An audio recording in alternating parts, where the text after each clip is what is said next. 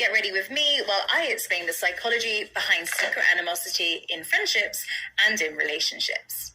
Not to make you paranoid, but sometimes the people who are closest to you can secretly resent you, whether that's a friend, a family member, or even a partner. And the weirdest part is, they probably don't even realize it themselves. Secret animosity usually develops when someone is emotionally close to you, but they're internally conflicted about you. So, for example, they might really admire your confidence or your success, but deep down, this activates their insecurities, which they can't handle. This creates something what's known as cognitive dissonance, where they love you, but they feel threatened by you.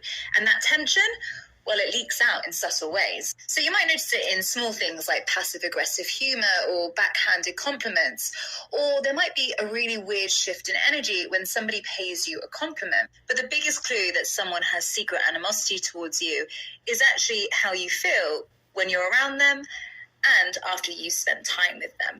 Your body will often feel the disconnect before your mind does. You might feel unsure when you're with this person, or uneasy, or you just feel like there's a weird vibe, but you just can't quite put your finger on it. Or maybe you feel like you're even gaslighting yourself, that it's all in your head. But actually what's happening is your nervous system is picking up on their emotional incongruence, which is a very fancy way of saying they're not being genuine when they're around you. So here's the thing, secret animosity isn't always loud. In fact, it's often felt. And it all comes down to the person's low self-esteem, their envy, and their need to feel superior in a subtle way. To protect yourself from the haters, you don't necessarily need to call out their behavior. You just need to put emotional boundaries in place. Your emotional boundaries might simply look like you not sharing as much, or you withdrawing from them, or just not getting caught up in their validation. And remember, while it might feel really, really personal, it never is.